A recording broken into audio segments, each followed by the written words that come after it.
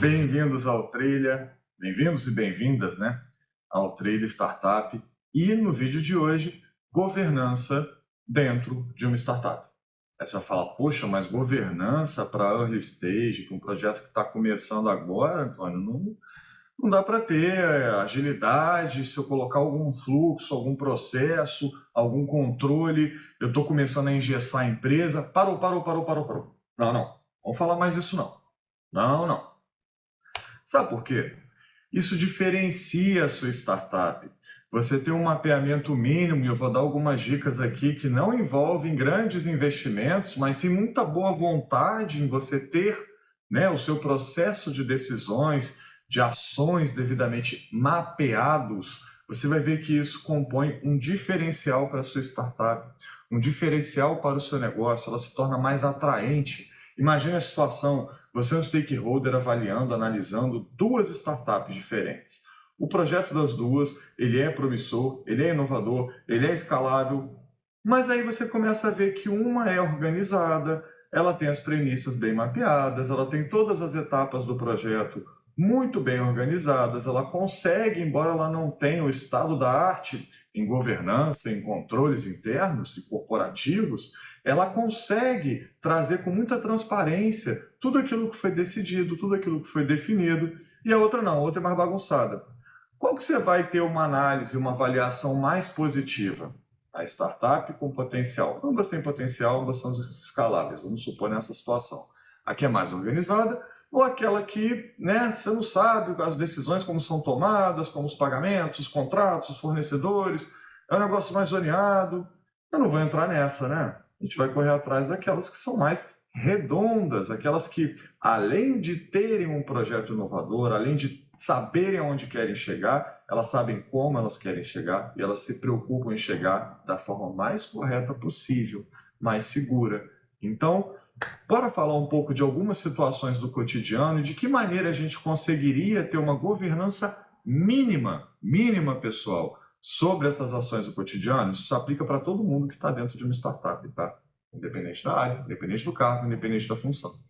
Primeiro, quando você está desenhando novos projetos ou novos negócios, garanta que todo mundo que precisa está sendo envolvido, que todas as revisões que precisam ser feitas estão sendo feitas, que as premissas estão sendo testadas e validadas, e analisadas, e alteradas, e editadas sempre que necessário. E principalmente, aí como você vai organizar esse fluxo, você vai mantê-lo mapeado. Controle as versões, controle quem participou de cada uma das discussões, eleja um sponsor que vai acompanhar do início ao fim todo esse desenho do seu negócio, desse projeto novo na sua startup.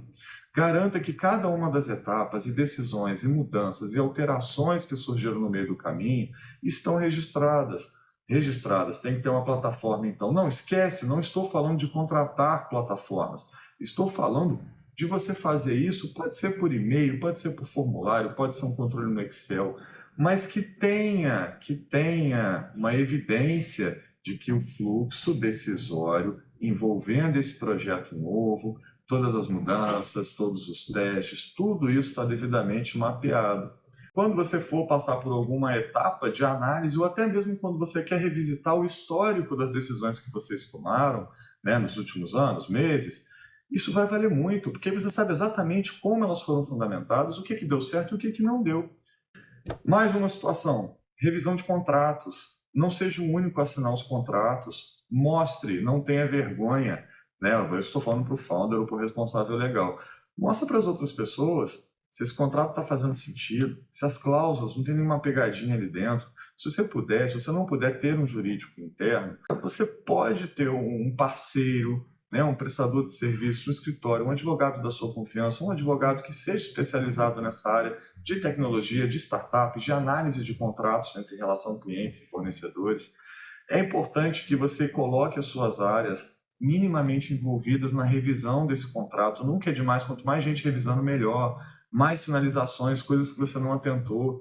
Até o time de desenvolvimento, os devs podem ser envolvidos, porque existe todo um escopo técnico. E se o escopo técnico desse contrato, seja com o cliente ou com um fornecedor, ele não está fazendo sentido, alguém tem que sinalizar. Não assuma essa responsabilidade sozinho. E, mais uma vez, tem esse fluxo de revisões mapeado. Qualquer ferramenta colaborativa onde te permita ter um controle melhor sobre todas as instâncias desse processo, desse fluxo de análise dos contratos, seja ele quais forem, mas que você tenha esse acervo devidamente guardado. Bom, na contratação de serviços e compras, né, ou seja, investimentos que você faz, muitas vezes pode ser, se for com recurso próprio, você tem responsabilidade sobre o caixa que está sendo gerado pela sua companhia, pela sua startup. Se for com recursos de terceiros, ou seja, você captou com investidores, bom, aí a responsabilidade é redobrada. Em ambos os casos é muita responsabilidade, correto? Então, por que você vai fazer essa contratação sozinho? Por que você é a única pessoa a assinar pela empresa? Coloque mais alguém, um procurador, alguém de sua confiança, alguém que possa também assumir essa responsabilidade conjunta. Duas cabeças pensam sempre melhor do que uma. Quanto mais pessoas você envolver, né, na contratação, desde o início, né, vai surgir uma demanda. Você tem ali a área técnica, precisa de uma ferramenta, contratar uma plataforma, adquirir uma licença de qualquer jeito. Crie um fluxo simplificado, que seja por e-mail, mas que esse e-mail ele circule entre as pessoas que precisam aprovar aquele investimento novo, precisam aprovar aquela compra, aquela contratação. Que seja um formulário, que seja um service desk dentro do Gira, se já estiver no estágio um pouco mais avançado, você pode pedir para configurar e vai ser super bacana. E aí você vai ter todas as etapas de aprovação e de análise, com todos os players que precisam ser envolvidos, né? Diretor da área, ou C-level da área, mais a pessoa demandante, mais o gestor do demandante, enfim, todo mundo que faz parte dessa cadeia, e até outras pessoas que não fazem, mas que podem revisar, né? O financeiro está ali como guardião do orçamento, a área de FP&A, de planejamento, então dá uma olhada para ver também se essa compra, se essa contratação adere ao orçamento que foi estabelecido, ou o BP que foi apresentado, ou o novo projeto, lembrando da primeira parte, né? Ou o novo projeto de negócio que foi desenhado. Ou seja, amarre as pontas, comunique as pessoas, mas mantenha todas essas etapas formalizadas de qualquer maneira possível. Vamos lembrar, não é para engessar o seu fluxo, mas é para manter ele devidamente controlado.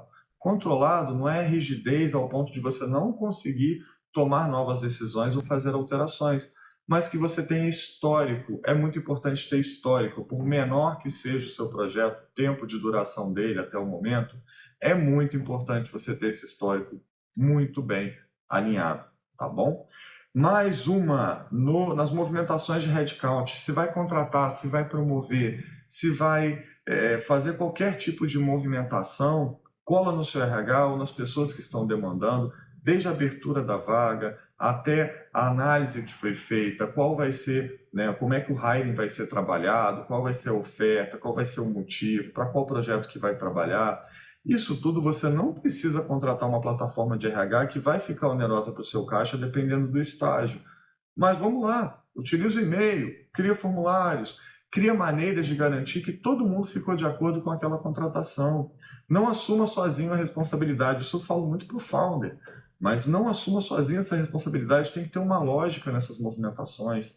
Startup, muitas vezes, você começa de uma maneira meio atropelada, colocando as pessoas, trazendo e repondo, e você acaba perdendo muito o histórico de como essas decisões foram tomadas, e quando elas não são mapeadas, pega super mal, porque você não sabe se tem uma lógica por trás disso. Então, registre, acompanhe, coloque o RH em cima, garantindo que todo mundo está participando, para que o onboard lá na frente seja bacana, para que a pessoa ela saiba para que ela está vindo, né, para que todo mundo saiba, né, qual é o objetivo daquela nova contratação. Então, assim, pense num fluxo que faça sentido, tá, para a realidade da sua startup, para a sua cultura, mas que principalmente ele tenha evidências, você saiba por que essas decisões de contratação foram tomadas. Eu vou falar de um outro ponto que precisa ser mapeado, mas aí eu coloco até uma atenção maior sobre isso. Movimentações salariais, bônus, premiações, tudo tem seu momento. É importante pensar nessa questão na hora de tomar essas decisões. Por isso que é importante também você ter isso tudo mapeado, porque você vai ter que explicar lá na frente por que o seu headcount de repente aumentou mais do que o esperado no BP, ou ele ultrapassou o orçamento, como que você equilibrou as suas contas com essas decisões. Tudo isso, com o histórico, você já consegue explicar. Na verdade, você explica até na hora que você vai divulgar as suas informações, né? Porque você tem informação dentro de casa, você tem dados suficientes dentro de casa para poder colocar essas observações, esses comentários proativamente nas suas apresentações de resultado.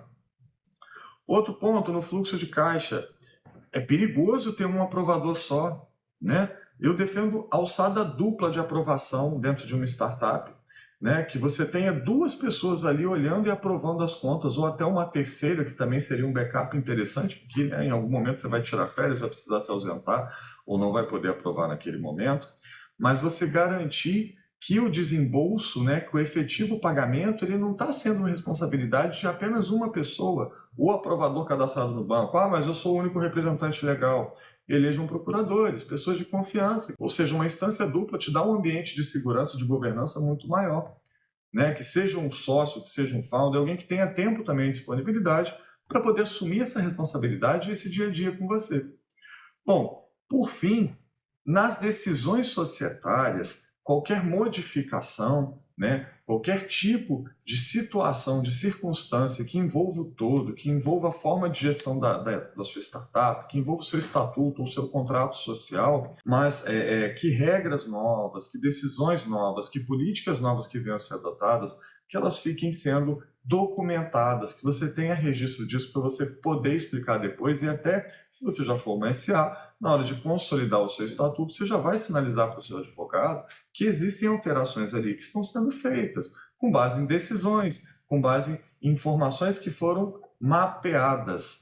Bom, vocês estão vendo que são 6 situações muito comuns nas startups, extremamente comuns, né? Fazem parte do cotidiano, aonde na velocidade em que você quer que as coisas ocorram, você pode não ter atenção, não ter esse registro, mas vai por mim quando eu falo isso. É uma vantagem competitiva você se organizar minimamente para ter esse fluxo mapeado, documentado, registrado da maneira que for. Pode ser a maneira mais simples, mas se você traduz dessa maneira, dessa forma, uma honestidade, uma transparência, uma preocupação em fazer corretamente, né? Você consegue justificar as suas variações, justificar o seu consumo de verbas, de recursos, né?